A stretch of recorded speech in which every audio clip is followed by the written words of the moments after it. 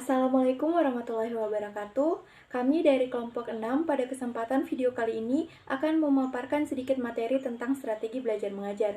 Sebelum masuk ke pembahasannya, mari mengenal anggota-anggota dari kelompok 8. Assalamualaikum warahmatullahi wabarakatuh. Perkenalkan, nama saya Anissa Aprilia, nomor stambuk A41200353. Assalamualaikum warahmatullahi wabarakatuh. Perkenalkan, nama saya Fadila F. Tampo, NIM A40120302. Assalamualaikum warahmatullahi wabarakatuh. Perkenalkan, nama saya Putri Pilianti, Standbook A40120303. Assalamualaikum warahmatullahi wabarakatuh. Perkenalkan, nama saya Runiati Albasila dari kelas G, Standbook A40120308. Terima kasih.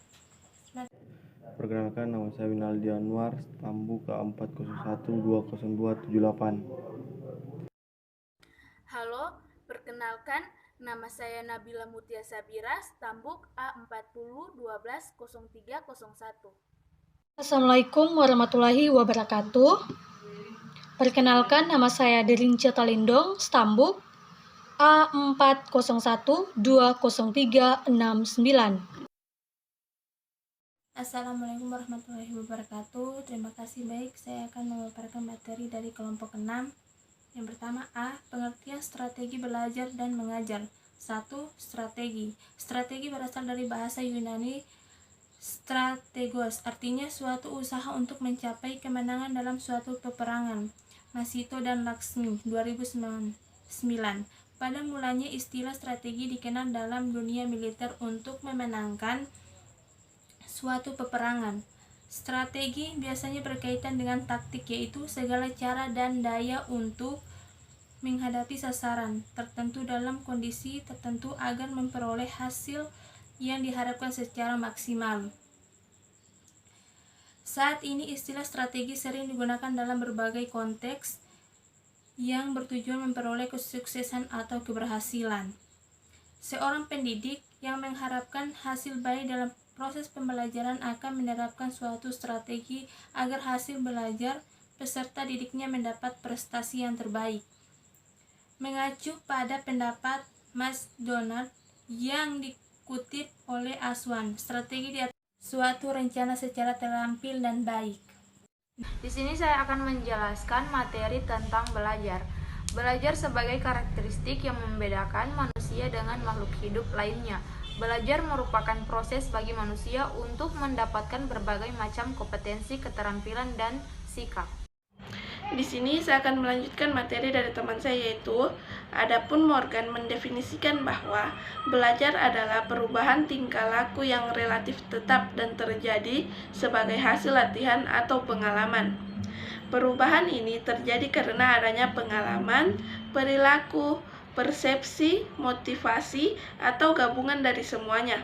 Belajar sebagai proses yang kompleks juga dikemukakan oleh Gerlach dalam bukunya, yaitu Teori dan Aplikasi. Ia menyatakan bahwa belajar adalah proses multisegi yang biasanya dianggap sesuatu yang biasa saja oleh individu sampai mereka mengalami kesulitan saat menghadapi tugas yang kompleks. Belajar juga dipahami sebagai perubahan yang terjadi pada diri peserta didik sebagai hasil dari pengalaman pembelajarannya, baik di sekolah maupun di luar sekolah. Baiklah, saya akan menjelaskan nomor 3, yaitu mengajar. Mengajar merupakan suatu aktivitas yang dilakukan oleh pendidik. Mengajar adalah praktik menularkan pengetahuan, keterampilan, dan nilai kepada peserta didik untuk proses pembelajaran. Rumusan pengertian mengajar para ahli bervariasi. Edward Smith menyatakan bahwa mengajar adalah menanamkan pengetahuan dan keterampilan. Raplis Kosasi menyatakan bahwa mengajar adalah suatu usaha untuk membuat peserta didik dapat belajar, yaitu suatu usaha yang dilakukan oleh pendidik sehingga menyebabkan terjadinya perubahan tingkah laku pada diri anak.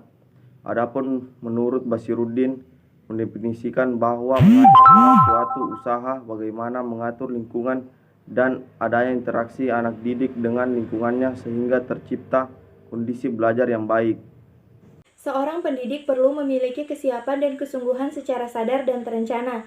Mengajar yang mengutamakan materi hanya akan menciptakan manusia cerdas tetapi tanpa hati nurani.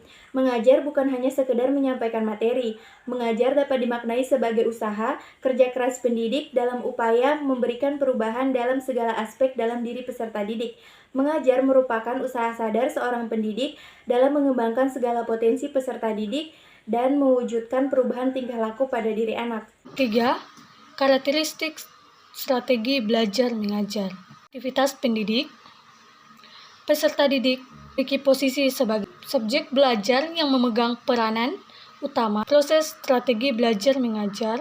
Peserta didik dituntut beraktivitas secara penuh, bahkan secara individual, mempelajari bahan ajar.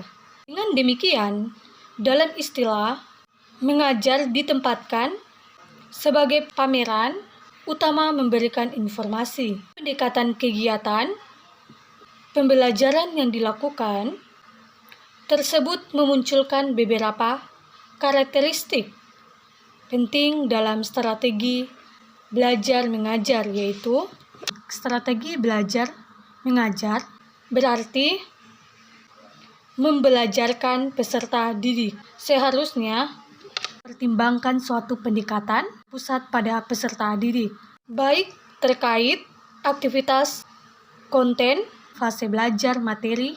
2. Strategi belajar mengajar pada pencapaian tujuan. Strategi belajar mengajar dengan menyajikan tujuan secara akurat merupakan titik sentral yang proses pembelajaran. 3. Strategi belajar mengajar mengarahkan hasil yang dapat diukur, yang valid dan terpercaya. Semua pendidik tentunya memiliki harapan dapat mengembangkan instrumen pengukuran hasil belajar yang valid dan terpercaya. Namun, perlu diperhatikan, pengukuran harus mencangkup aspek-aspek yang dapat diukur, mengembangkan instrumen yang sesuai dengan objek yang dapat diukur. C. Tujuan dan manfaat strategi belajar mengajar. Strategi pembelajaran merupakan kemampuan satu atau lebih prosedur yang dibutuhkan pendidik untuk memfasilitasi belajar peserta didik yang terdiri dari berbagai macam latar belakang kemampuan harus diakomodasikan kebutuhannya melalui kegiatan pembelajaran yang akan dilaksanakan. Di antara tujuan dan manfaat strategi belajar mengajar yaitu 1. Strategi belajar mengajar merupakan senjata bagi pelajar dalam mempelajari materi pengetahuan di kelas. 2. Pendidik dapat merancang kegiatan dan pengetahuan belajar yang akan dialami oleh peserta didik. 3. Sebagai pedoman bagi pendidik dalam melaksanakan kegiatan pembelajarannya. 4. Sebagai rencana dan siasat yang diambil untuk mencapai tujuan pembelajaran. 5. Strategi belajar mengajar menjadi dasar dalam menyusun dan merancang persiapan belajar. 6. Sebagai acuan untuk mengembangkan seluruh aspek kepribadian peserta didik, baik ranah kognitif, ranah afektif, maupun ranah psikomotorik secara terintegrasi. D. Komponen strategi belajar mengajar. Strategi belajar mengajar menggambarkan komponen umum materi pembelajaran dan prosedur yang digunakan dalam mencapai hasil belajar. Peristiwa belajar mengajar adalah gambaran sederhana tentang paradigma aktivitas peserta didik dan pendidik yang terjadi secara komplementer, saling mengisi dan saling ketergantungan dalam suatu situasi. saling mengisi dan saling ketergantungan dalam suatu situasi belajar. Peristiwa belajar menggambarkan aktivitas peserta didik dalam menerima, mempraktikkan, menciptakan, dan lain-lain. Peristiwa mengajar menggambarkan aktivitas pendidik dalam memindahkan ilmu, membina, memberikan kenyamanan belajar, dan lain-lain. Peristiwa belajar didesain untuk mengaktifkan proses informasi atau paling tidak melipat gandakan kejadian atau peristiwa dalam menunjang proses pembelajaran. Peristiwa pembelajaran memiliki 5 komponen yang merupakan bagian dari strategi belajar mengajar. Kelima komponen tersebut terdiri atas 1. Aktivitas sebelum belajar mengajar, 2. Penyajian isi belajar mengajar, 3. Partisipasi peserta didik, 4. Penilaian, 5. Aktivitas atau kegiatan tindak lanjut. Adapun menurut Suparman, komponen strategi belajar mengajar ada 4, yang terdiri atas yang pertama urutan kegiatan belajar mengajar, yang kedua metode, yang ketiga media, dan yang keempat waktu. Komponen metode pembelajaran mencakup beberapa metode yang disesuaikan dengan langkah-langkah pada urutan kegiatan. Setiap langkah dapat disesuaikan dengan satu atau lebih metode. Metode pembelajaran mencakup beberapa metode yang disesuaikan dengan langkah-langkah pada urutan kegiatan. Setiap langkah dapat disesuaikan dengan satu atau lebih metode. Di sini saya akan menjelaskan hubungan strategi belajar mengajar dengan tujuan pembelajaran. Strategi pembelajaran atau strategi belajar mengajar berisi sekumpulan aksi yang akan dilaksanakan dalam kegiatan belajar mengajar. Sebagai sebuah perencanaan, maka strategi pembelajaran harus mampu memenuhi semua kebutuhan belajar siswa, sehingga apapun yang dimungkinkan untuk membuat tujuan pembelajaran harus direncanakan dengan matang. Tujuan pembelajaran merupakan pengikat segala aktivitas pendidik dan peserta didik. Strategi belajar mengajar merupakan sebuah siasat yang diambil untuk mencapai tujuan pembelajaran.